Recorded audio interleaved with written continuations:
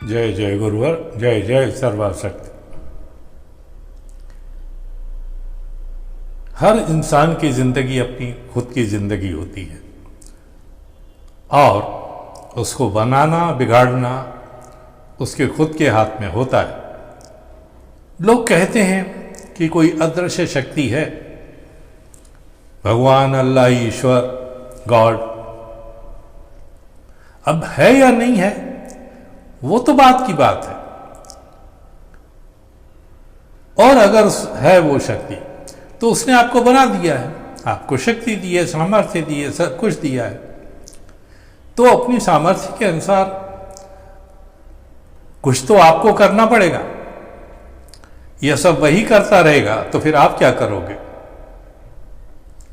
और यही कारण है कि बनाने के बाद में वो अपने आप को अलग कर लेता है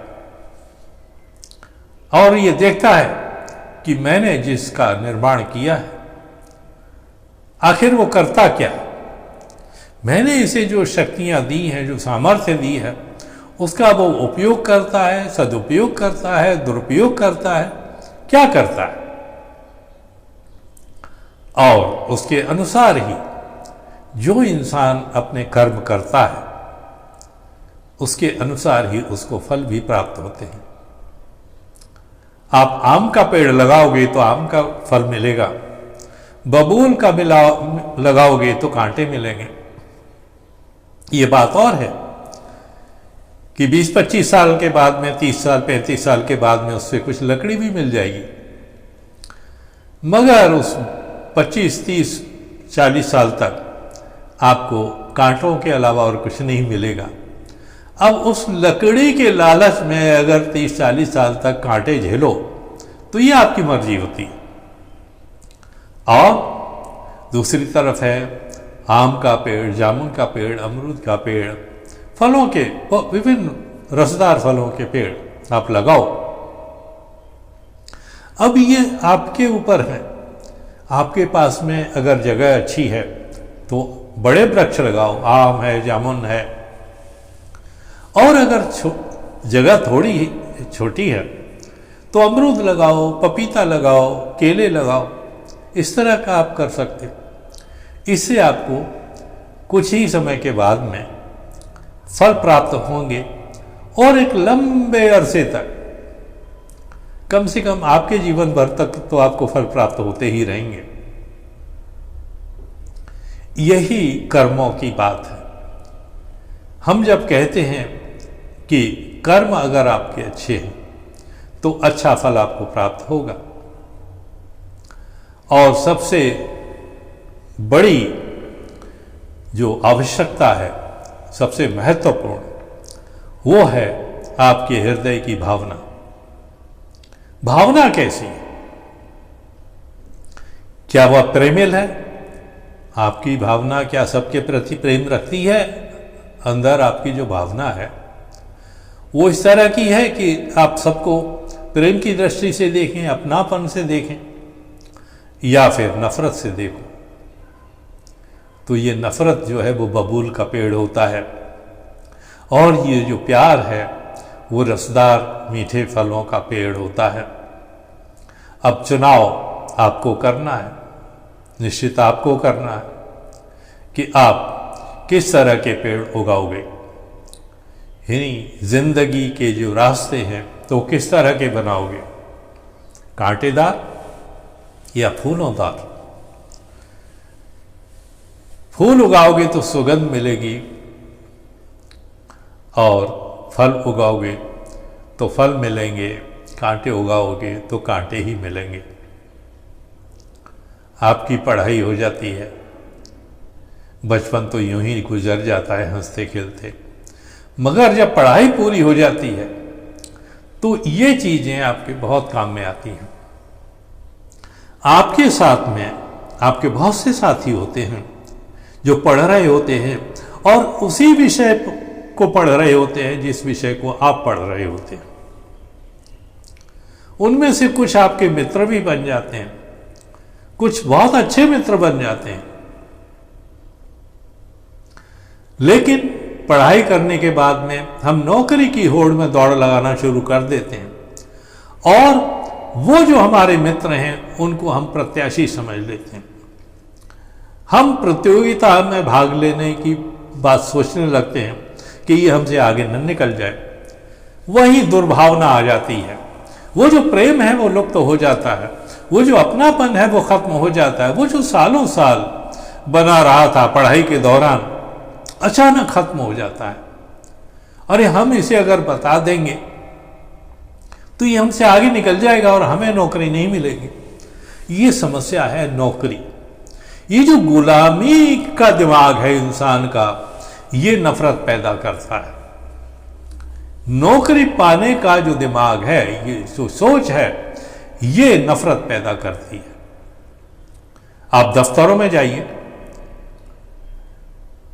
बातें करेंगे बड़े प्यार से, लेकिन अंदर उनके दुर्भावना ही होगी एक दूसरे के प्रति, अपने साथियों के प्रति।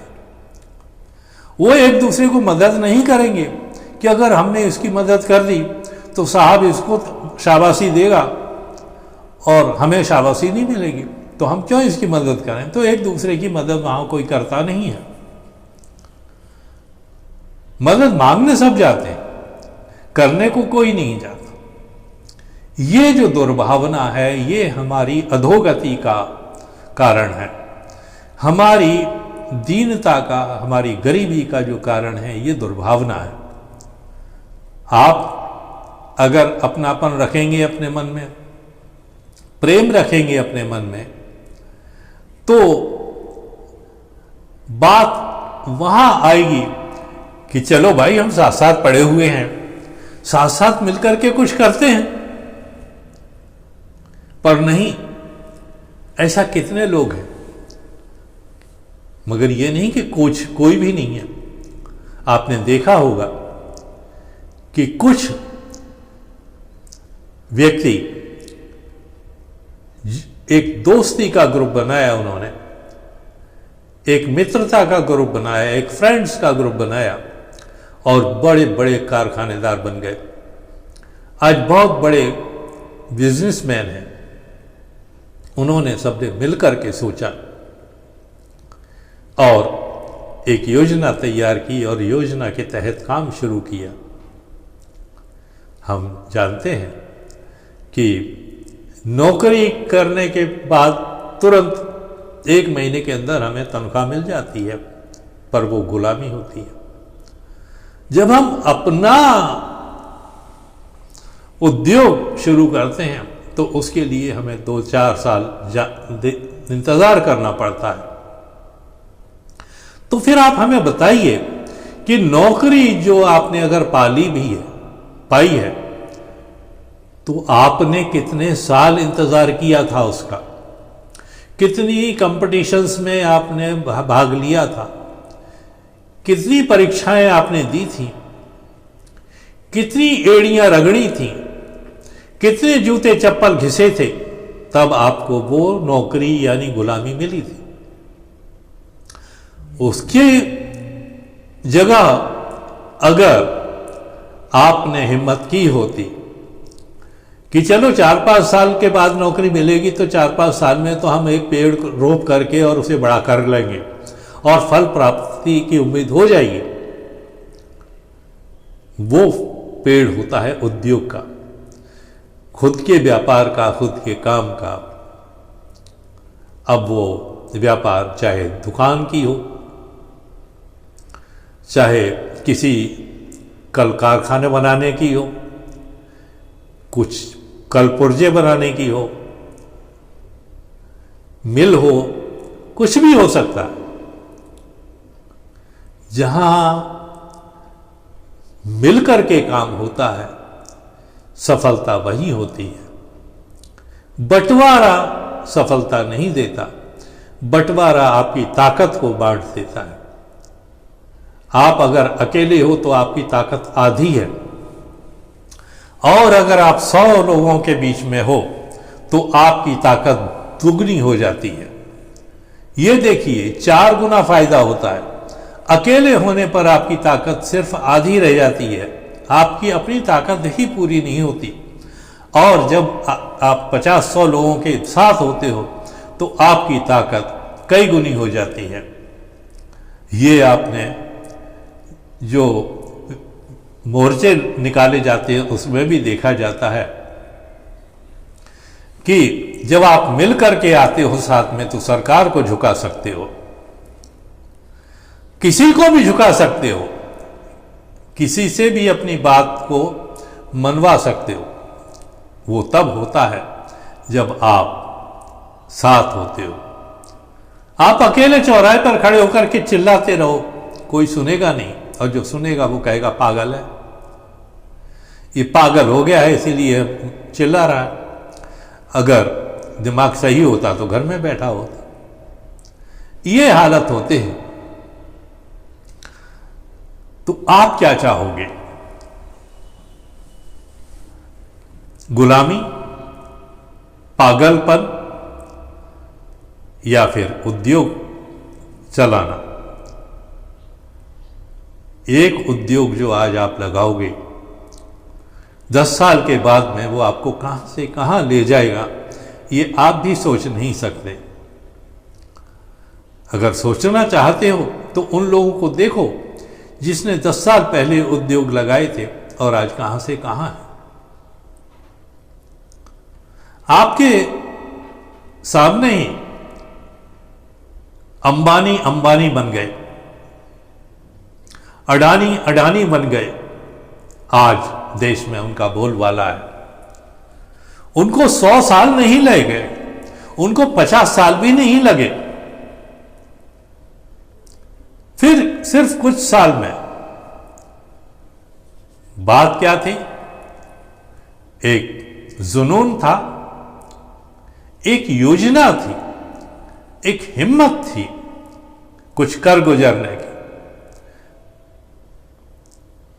हमने बताया है कि आप देखिए, आपके दिल्ली के मुख्यमंत्री हैं केजरीवाल। कुछ साल पहले ये क्या थे? किसी दफ्तर में एक अफसर थे, एक आदमी ने वो अफसरी छोड़ दी।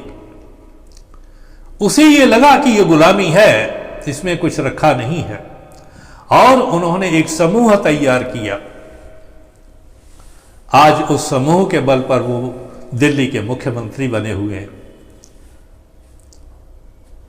ये है एकता की शक्ति, ये है प्यार की शक्ति। आप विचार अच्छे रखिए, प्यार रखिए दिल में, एक साथ आइए, मिलिए, एक जगह इकट्ठे होइए, और आप देखोगे कि आप जो अपने आप को कटोरा लेकर के घूमता देखते हो, उसके सामने हाथ फैलाए बहुत से लोग खड़े होंगे, क्योंकि आप उस पोजीशन में आ चुके होगे कि आप लोगों को दे सको। तो आप उस बात को ध्यान में रखिए कि हमें नौकरी नहीं करनी है। और कैसे ये प्राप्त हो गया, ये हम आपको बताएंगे। एक समूह इकट्ठा होने से ही कुछ नहीं हो जाता। चलिए इससे आगे की बात हम आपको समझाते हैं।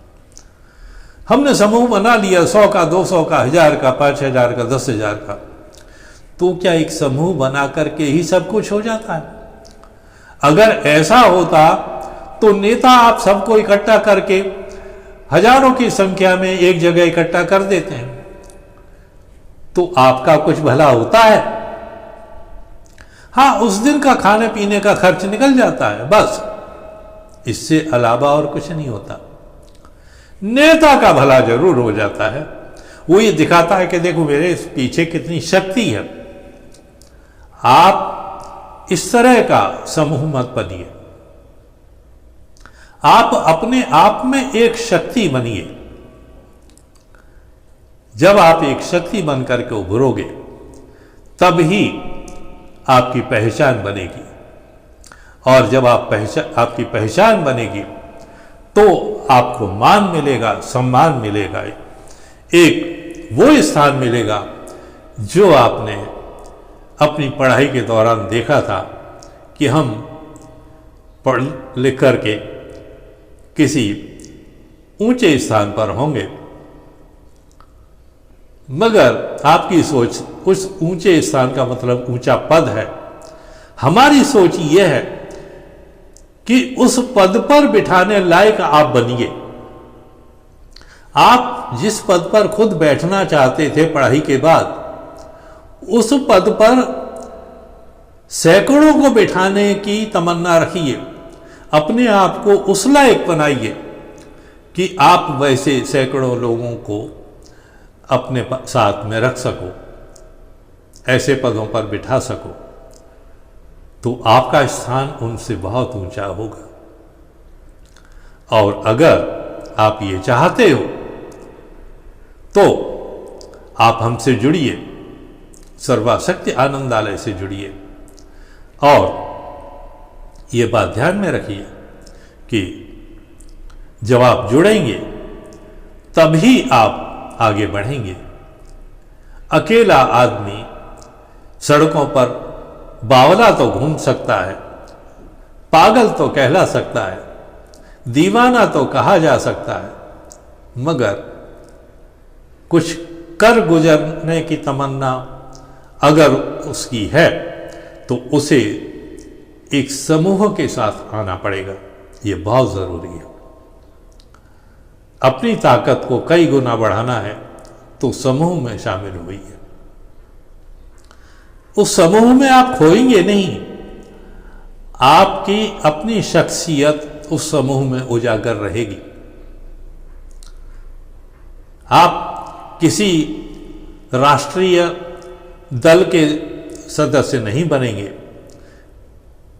50-100 रुपए की पर्ची कटा ली और हम सदस्य बन गए, बस वो पर्ची में ही आपका नाम रहता है और कहीं नहीं रहता। तो आप उस समूह को छोड़ करके ऐसे समूह में आइए जो आपके लिए कुछ करना चाहता है, और उसके लिए आप हमारे चैनल को सब्सक्राइब करें, इस चैनल के सभी वीडियोस देखते रहें और अपने प्रेमियों में, अपने परिवारजनों में, मित्रों में, परिचितों में इसे शेयर करें। लाइक भी करते रहिए और कमेंट्स करके बताते रहिए कि आप क्या करना चाहते हैं और आपकी जो काबिलियत है वो क्या है। आप हमसे जुड़िए, कमेंट सेक्शन में अपने बारे में बताइए। आज बस इतना ही। धन्यवाद, शुक्रिया, थैंक यू वेरी मच।